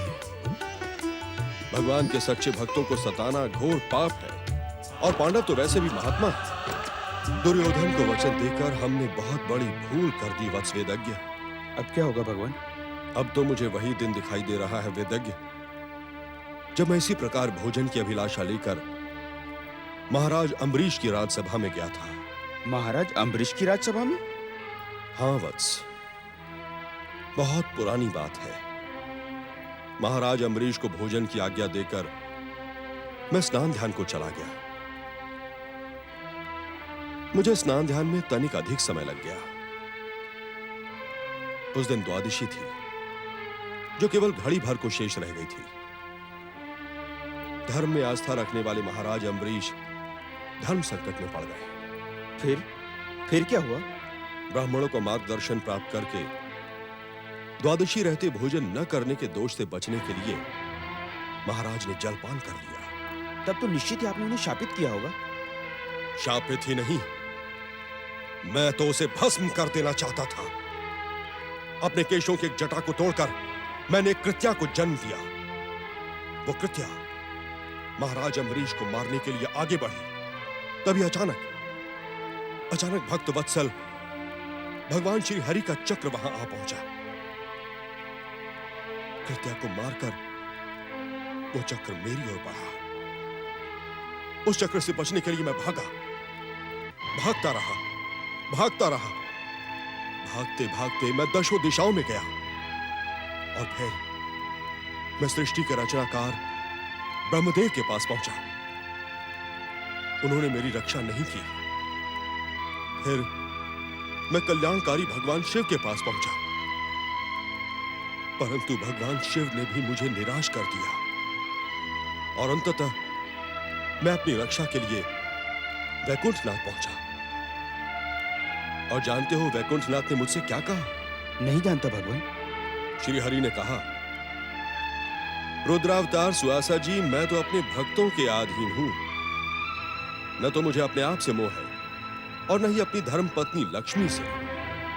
मुझे मोह है तो मात्र अपने भक्तों से।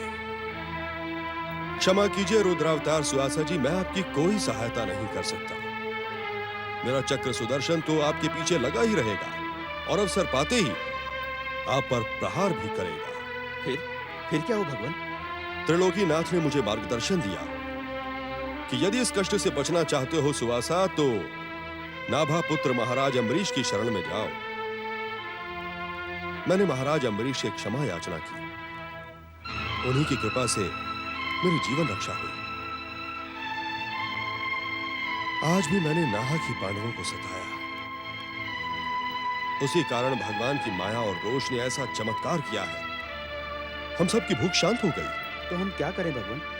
यदि आज्ञा हो तो हम धर्म में आस्था रखने वाले पांडवों से चलकर क्षमा याचना कर लें। नहीं वत्स, इस समय पांडवों के सामने जाना उचित नहीं होगा। हमारी भलाई इसी में है कि शीघ्र अतिशीघ्र यहां से भाग चले। मस्तक पर चंदन का तिलक तो लगा ले भगवान। तिलक विलक सब बाद में लगा लेंगे वेदज्ञ। इस समय तो यहां से प्रस्थान करने में ही हम सबका कल्याण है। कहीं श्री हरि का चक्र फिर से आ गया तो अनर्थ हो जाएगा। वत्स, तुम तीव्र गति से जाकर शिष्य मंडली को भागने का संदेश दो। जो आज्ञा भगवान। और वत्स वेदज्ञ, यहां से शीघ्र अति शीघ्र निकल चले। चलो।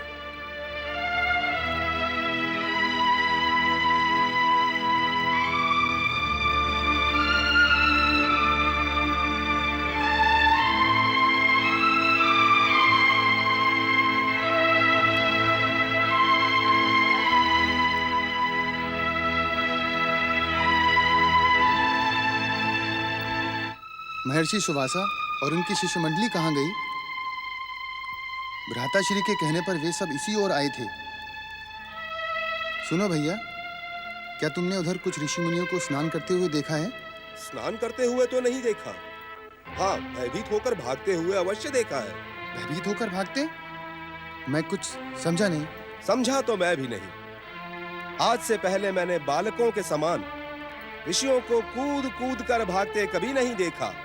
वे सब बार बार पीछे मुड़कर देख रहे थे। मुझे तो लगा कोई सिंह अथवा जंगली पशु आ गया होगा।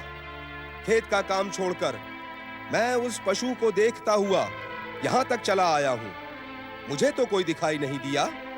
दिख जाता तो ऋषि को सताने वाले उस पशु को मार कर गिरा देता।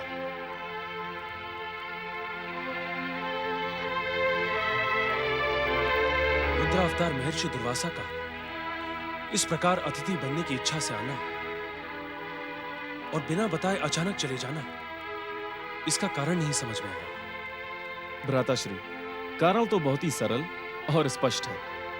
पांडवों को केवल दुर्योधन के स्वार्थ की परीक्षाओं से ही बार बार कष्ट उठाना पड़ रहा है। अर्थात ऋषियों का यहाँ आना। हाँ पार्थ, मुझे इस बात के संकेत पहले से ही मिल चुके हैं कि दुर्योधन अपने मामा शकुनी के साथ दुर्वासा ऋषि को प्रसन्न करने के लिए बढ़ चढ़कर प्रयास कर रहा है। अर्थात ये सब दुर्योधन के प्रयासों का ही परिणाम है। बड़े भैया, इस षड्यंत्र का सूत्रधार और कोई नहीं बल्कि गांधार नरेश शकुनी है।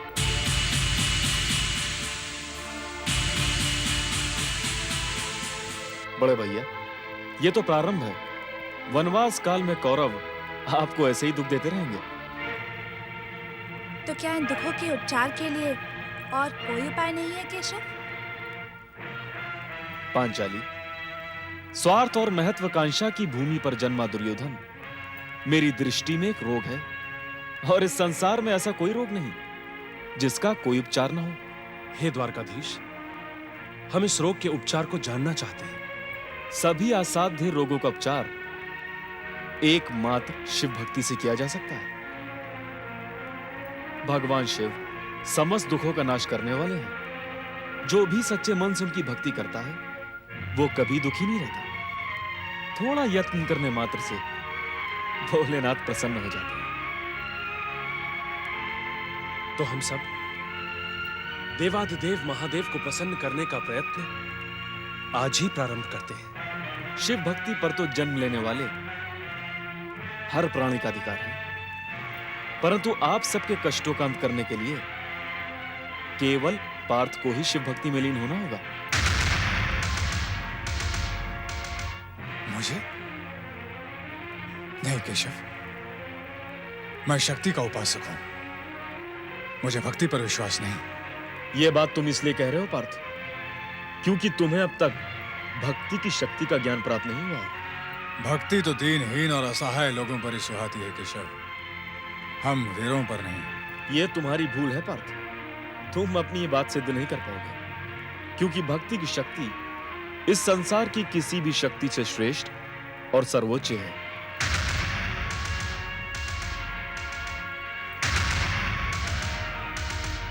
बड़े भैया, क्या आप भी यही चाहते हैं कि मैं स्वयं को शिव भक्ति में लीन कर दूं? हाँ अनुज, यदि द्वारकाधीश के बताए मार्ग पर तुम चलोगे तो हम सबका जीवन सुख और संतुष्टि से भर जाएगा। ठीक है बड़े भैया, यदि आपकी भी इच्छा यही है तो मैं स्वयं को शिव भक्ति में लीन करने का प्रयास करूंगा। कहीं केशव, मुझे क्या करना होगा? पार्थ, पहले तो तुम्हें अपने मन को स्थिर करना होगा, क्योंकि भक्ति की सफलता मन की स्थिरता पर ही निर्भर करती है। फिर इंद्रकील पर्वत पर जाकर शिव आराधना से पहले अपनी तपस्या का अग्रपूज्य देवराज इंद्र को मानकर शक्र विद्या से देवराज इंद्र को प्रसन्न करो। देवराज इंद्र प्रसन्न होकर तुम्हें पवन हितकारी, पवन पावन और संसार में सर्वश्रेष्ठ सिद्ध शिव मन से दीक्षित करेंगे। यशस्वी भव। मुझे आशीर्वाद दे कि मैं अपने मन को भक्ति में लीन करने में सफल हो जाऊं। तुम ऐसे क्यों जा रहे हो पार्थ? पांचाली, वीर शिरोमणि अर्जुन का गांडीव लेकर आओ। परंतु केशव, भक्ति में अस्त्र का क्या काम? प्रश्न काम का नहीं है पार्थ, प्रश्न है धर्म का। तुम क्षत्रिय हो पार्थ, और क्षत्रिय धर्म तुम्हें इस बात की आज्ञा देता है कि तुम अपनी प्रजा और असहायों की रक्षा के लिए अस्त्र शस्त्र सदा अपने साथ रखो।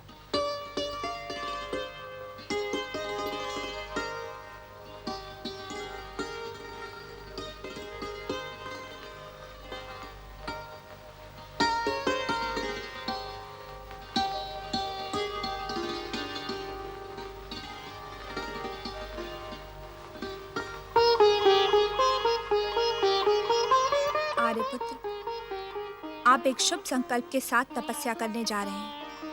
आप सफल हैं। यदि कोई आपको कष्ट पहुंचाने अथवा शत्रुता भरी दृष्टि से देखने का दुस्साहस करे तो उसे दंडित अवश्य करे। आपकी विजय में ही मेरा सम्मान है। आपका गांडीव अत्याचारियों के अत्याचार को दंडित करने में सफल हो। मैं तो अपनी शक्ति का प्रयोग सदा अत्याचारियों का अंत करने और सम्मान की रक्षा के लिए करना चाहता हूं, परंतु मुझे इस समय भक्ति में लीन हो जाने का आदेश दिया गया है और बड़ों के आदेश को मानना मेरा धर्म है।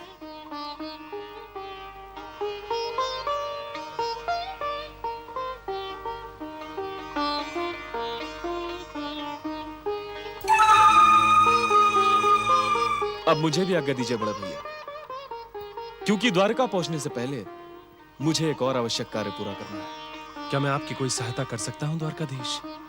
नहीं बड़े भैया, यह कार्य तो केवल मुझे ही पूरा करना है। बंद बंद करो ये प्रलाप, बंद करो।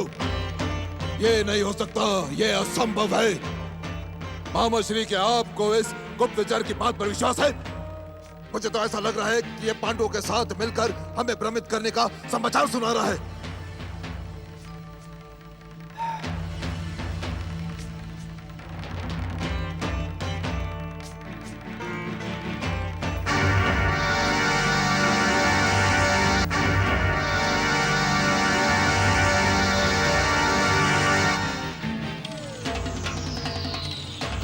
भांजे, इसमें ना विश्वास करने का तो कोई कारण ही दिखाई नहीं दे रहा। तो क्या आपको इस गुप्तचर की बात सत्य लग रही है?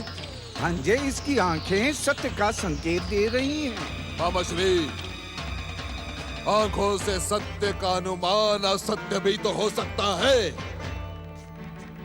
नहीं भांजे, आंखें कभी भी असत्य नहीं बोलती। स्वामी और आराध्य के सामने आंखों में विनम्रता छा जाती है। शत्रु और विरोधी के सामने आंखों में रोष और लाली आ जाती है। और प्रिय पुत्र और संबंधियों के सामने आंखें सरस हो जाती हैं। षड्यंत्र और असत्य के समय आंखों में भय छा जाता है, भय। और भांजे,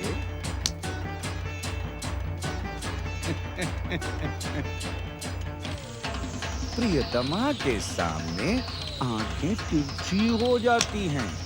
ये आंखों की भाषा है भांजे, आंखों की भाषा। और इन्हें पढ़ने वालों को आंखों में छुपी सच्चाई साफ साफ दिखाई दे जाती है। सत्य कहा आपने मामा श्री, सर्वथा सत्य। तुम जा सकते हो गुप्तचर। जो आज्ञा। परंतु मामा श्री, एक बात मेरी समझ में नहीं आई कि रुद्र अवतार महर्षि दुर्वासा, जिनका क्रोध सारे संसार में प्रसिद्ध है, उन्हें भागने के लिए विवश क्यों होना पड़ा मामा श्री? क्यों? भांजे, जो कारण समझ में नहीं आता उसे ही तो चमत्कार कहते हैं, और ना समझ में आने वाले चमत्कार को दूर से ही प्रणाम कर दिया जाता है। क्या कहा आपने? क्या कहा मामा श्री? नहीं नहीं मामा श्री, मैं दूर से प्रणाम करके पांडवों को क्षमा नहीं कर सकता, माने नहीं कर सकता मामा श्री। आपने सुना नहीं कि उस गुप्तचर ने क्या कहा? उसने ये कहा कि द्वारकाधीश कृष्ण के कहने पर अर्जुन शिव आराधना करने के लिए इंद्रकील पर्वत की ओर निकल चुका है मामा श्री। हाँ हाँ सुना, मैंने सुना भी और समझा भी। और सुनने समझने के बाद भी आप शांत बैठे हैं। शांत बैठे हैं तो क्यों बैठे हैं? कुछ करें मामा श्री, कुछ करें, नहीं तो वो अर्जुन शिव को प्रसन्न करके हमारे सम्मुख संकटों के पर्वत खड़े कर देगा। बस यही तुम में बुरी आदत है, समय से पहले ही उत्तेजित हो जाते हो। अरे अर्जुन शिव को तब प्रसन्न करेगा जब वो शिव आराधना करेगा भांजे। मामा श्री, मुझे अर्जुन के शिव आराधना में कोई कमी दिखाई नहीं देती, कोई कमी दिखाई नहीं देती। कमी दिखती नहीं, दिखाई जाती है भांजे। हम प्रयास करेंगे कि शिव आराधना के समय अर्जुन के सामने बाधाओं का पर्वत खड़ा हो जाए। पर्वत तो प्रयास कब करेंगे आप? कब करेंगे? जब वो अर्जुन शिव को प्रसन्न कर देगा तब। मामा श्री, अब तक तो उसने शिव आराधना प्रारंभ भी कर दी होगी, कुछ करें। भांजे भांजे, अर्जुन इस समय शिव की आराधना नहीं कर रहे। वत्स, अर्जुन अग्र पूजा अर्थात इंद्र की पूजा कर रहे हैं, और अग्र पूजा में बाधा डालने को घोर पाप माना जाता है। पाप, इसलिए कर लेने दो उसको अग्र पूजा। एक बार वो अग्र पूजा में सफल हो गया तो फिर हम अपना प्रयास प्रारंभ कर देंगे। अर्थात इतने उत्तेजित होने की आवश्यकता नहीं है। अरे समय आने पर तुम्हारे मामा श्री तुम्हें बता देंगे कि अर्जुन के सामने बाधाओं का पर्वत कैसे खड़ा किया जाए। समझ में नहीं आता कि केशव ने मुझे शिव भक्ति का परामर्श क्यों दिया। वे जानते हैं कि जब तब पूजा पाठ और भक्ति के प्रति मेरे मन में आदर अवश्य है, परंतु मैं स्वयं भक्ति में लीन नहीं हो सकता, क्योंकि मैं शक्ति पर विश्वास करता हूं। नहीं, मैं कुछ भी कर लूं पर मेरा मन स्थिर नहीं होगा। भरी राज्यसभा में कौरवों ने हमारा जो अपमान किया है उसे मैं भूल नहीं सकता। वो अपमान ही मेरा मन स्थिर नहीं होने देगा।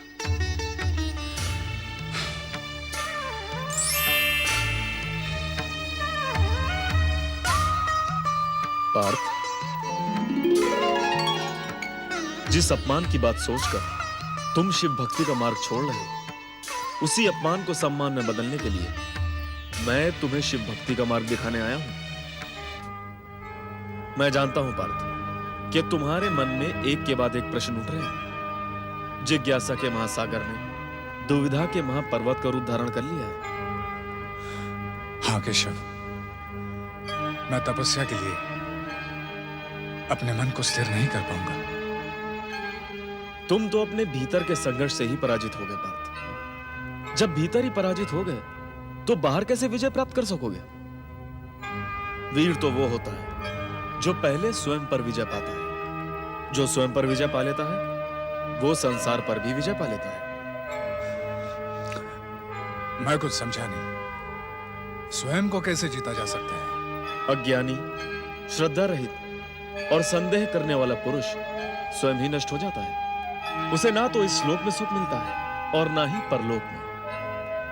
मेरी दृष्टि में ऐसा पुरुष दीनहीन और असहाय है। परंतु जिसने आत्मा को आत्मा के द्वारा जीत लिया, आत्मा स्वयं उसकी मित्र बन जाती है। और जो पुरुष आत्मा से पराजित हो जाता है वो आत्मशत्रु बन जाता है। इसलिए पहले अपनी आत्मा को जीतो, अपने मन को नियंत्रण में रखो और अपनी इंद्रियों को वश में करो। कैसे करूं केशव, कैसे? जबकि मैं सत्य को जानता हूं कि कौरवों ने हमारे साथ घोर छल किया है। उस छल और अपमान को भूलकर मैं अपने मन को स्थिर नहीं कर सकता।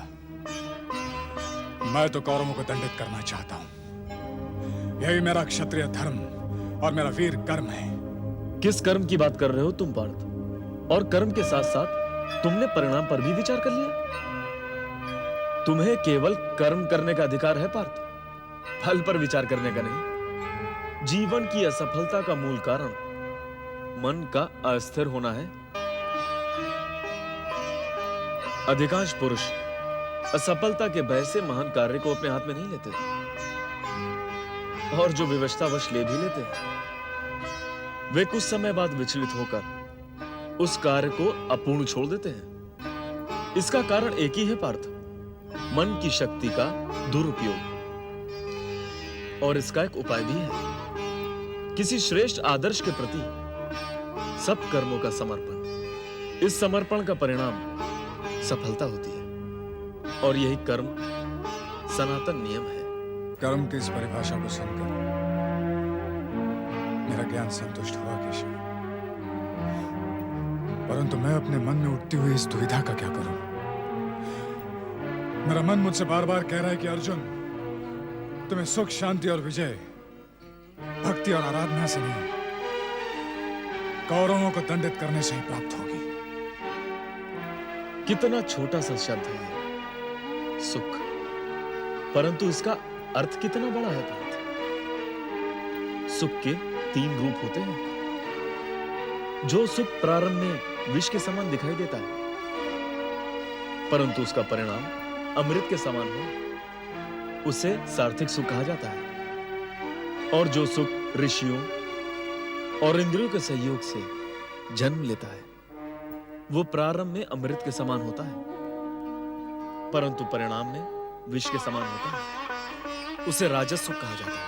और जो सुख प्रारंभ और परिणाम में आत्मा को मोहित करने वाला होता है, वो निद्रा, आलस्य, मोह और अहंकार को जन्म देने वाला तामस सुख कहलाता है। पार्थ, तुम इनमें से किस सुख को पाना चाहते हो? निसंदेह मेरे मन में सात्विक सुख की अभिलाषा है, परंतु तुम्हारे विचार सात्विक सुख के मार्ग पर नहीं जा रहे हैं पार्थ। सात्विक और सच्चा सुख पाने के लिए तुम्हें हस्तिनापुर की राजसभा में हुए पांडवों के उस अपमान की बात को भूलना होगा। नहीं केशव, मैं उस अपमान को कैसे भूल सकता हूं? अपमान का वो क्षण मेरे भीतर प्रतिशोध के ज्वालामुखी को जन्म दे रहा है। मैं तो उसे और प्रचंड कर देना चाहता हूं। पार्थ, तुम उस अपमान को विधि का विधान और विधाता की इच्छा मानकर क्यों नहीं स्वीकार कर लेते? प्रतिशोध से तुम्हें कुछ नहीं मिलेगा। प्रतिशोध किसी दूसरे का नहीं, स्वयं का ही नाश कर देता है। यदि तुम उस अपमान को सम्मान में बदलना चाहते हो तो संकल्प करो पार्थ, शिव भक्ति का संकल्प। आप बार बार वही कह रहे हैं केशव, जिसे करने की स्वीकृति मेरा मन नहीं दे रहा है। कौरवों ने छल से हमारा सब कुछ छीना है, राजा से रंग बना दिया हमें। तुम्हारा क्या छीना उन्होंने पार्थ? और तुम यहां लेकर ही क्या आए थे? तुम यहां खाली हाथ आए थे पार्थ, और खाली हाथ ही जाओगे। जो आज तुम्हारा है वो कल किसी और का होगा। अपना पराया, तेरा मेरा, ये सब अपने मन से भुला दो पार्थ। फिर तुम सबके हो और सब तुम्हारे। शिव भक्ति परम सुखदायी है पार्थ। शिव अपने भक्तों पर सबसे शीघ्र कृपा करते हैं। आपकी बात सत्य है, नीति सम्मत और उचित है, परंतु मुझे आपकी बात मानने का कोई कारण नहीं दिखाई देता। मैं तो अपने विचारों और अपनी नीति पर आगे बढ़ना चाहता हूं। हे कमल नयन, आप मुझे अपनी इच्छा मानने पर विवश क्यों कर रहे हैं?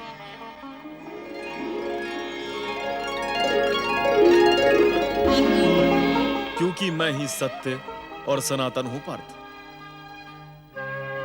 मैं समस्त भूतों के हृदय में स्थिर आत्मा हूं।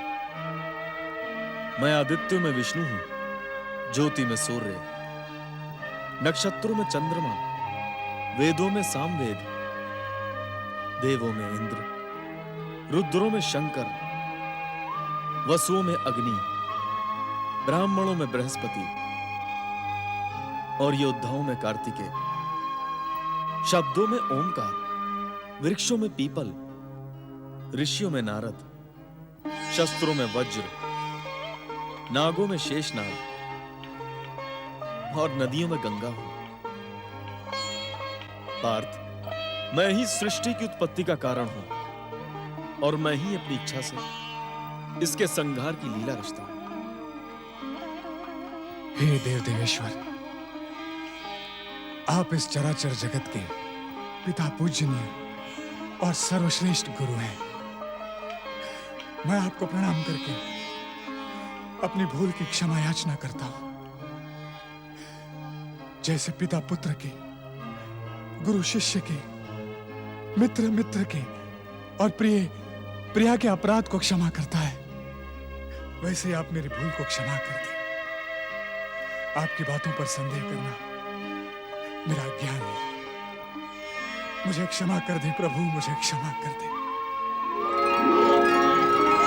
पार्थ, तुम सभी विचारों, धर्मों और प्रश्नों का त्याग करके एकमात्र मेरी शरण में आ जाओ। मैं तुम्हें समस्त पापों से मुक्त कर दूंगा। तुम शोक मत करो पार्थ। आपके परम पावन और विश्व विराट स्वरूप के दर्शन करते ही मेरे शोक का अंत हुआ। प्रश्न और जिज्ञासाएं स्वयं ही समाप्त हुई। अब आप मेरा मार्गदर्शन करें प्रभु। मार्गदर्शन तो मैं तुम्हें पहले ही दे चुका हूं पार्थ। इंद्रकील पर्वत के पावन स्थान पर तुम शक्र विद्या द्वारा देवराज इंद्र को प्रसन्न करके परम सिद्ध शिव मंत्र की दीक्षा प्राप्त करो। अब समय व्यर्थ ना करो पार्थ, शीघ्र अपनी तपस्या प्रारंभ करो।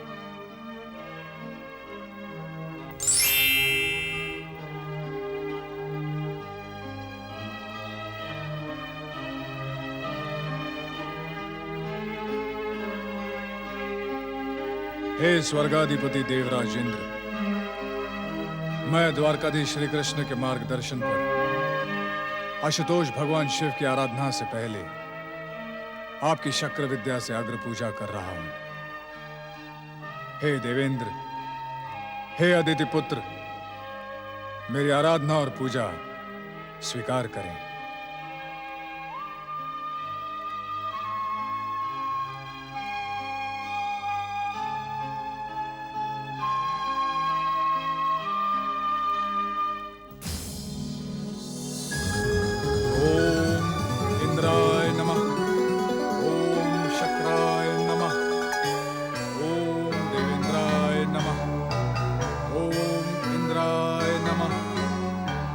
ओम शक्राय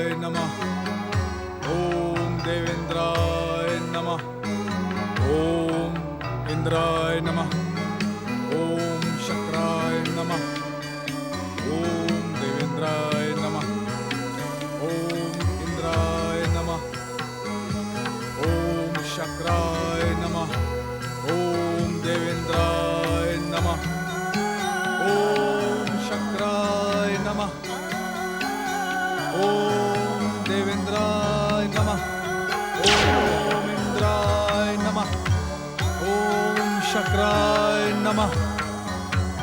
ओम देवेंद्राय नमः। ओम इंद्राय नमः।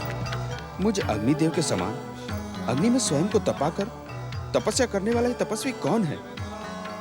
इसकी कठोर तपस्या देखकर मुझे पूरा विश्वास है कि स्वर्ग पर अधिकार करने की कामना से ही ये तपस्या कर रहा है। परंतु आश्चर्य है कि इतनी कठोर तपस्या का संकल्प करने वाला ये तपस्वी देवराज इंद्र को प्रसन्न करना चाहता है। मुझे देवराज को इसकी सूचना देनी होगी। ओम नमः शिवाय। नमः। ओम शक्राय नमः।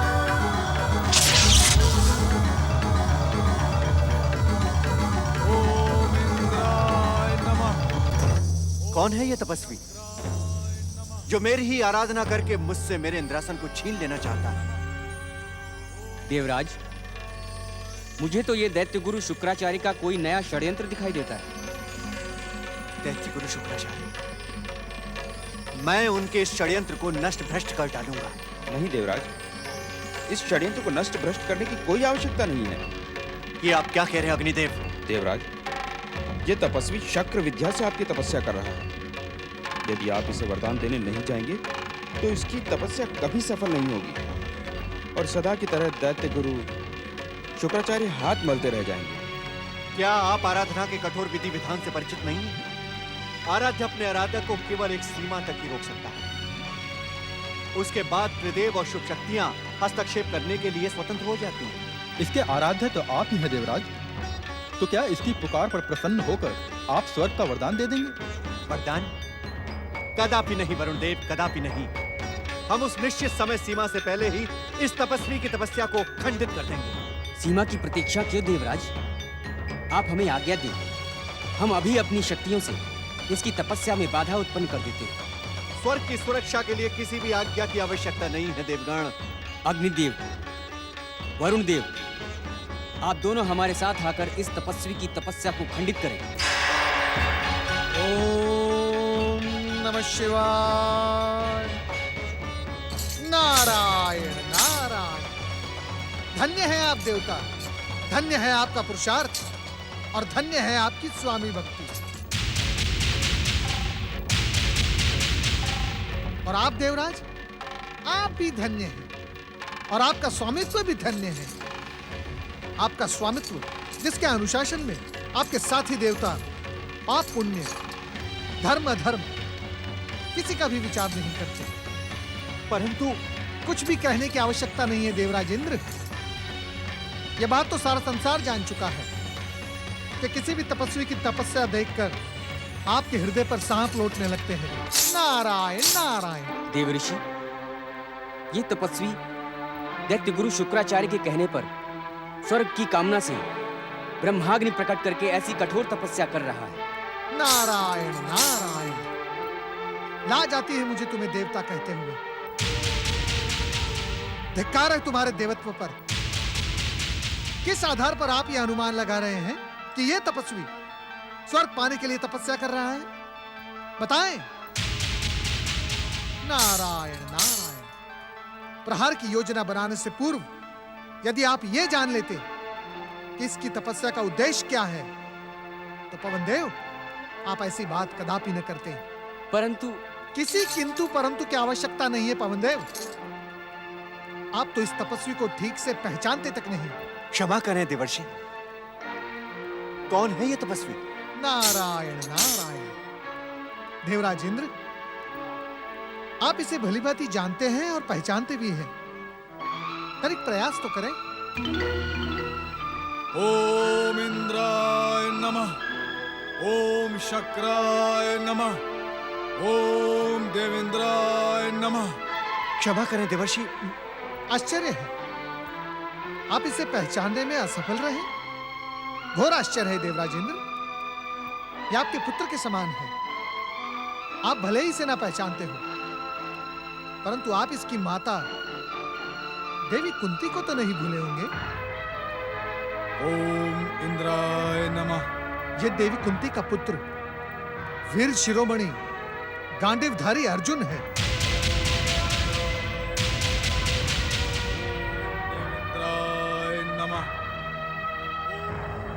आपने देखा नहीं देवराज इंद्र, ठीक इसके समीप सारे संसार में विख्यात उसका गांडीव भी रखा है।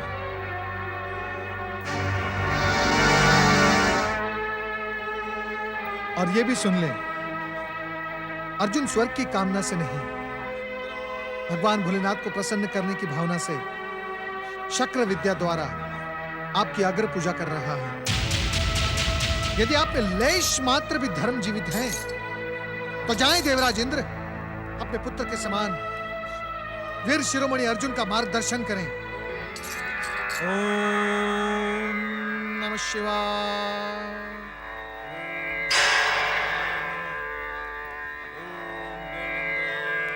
आज देवर्षि ने हमें उचित समय पर आकर रोक लिया, अन्यथा अनर्थ हो जाता। देवगण, मुझे इसकी पुकार का उत्तर देने के लिए जाना ही होगा। यह शक्र विद्या से मेरी अग्र पूजा कर रहा है, इसकी परीक्षा तो मुझे लेनी ही होगी। इंद्राय नमः।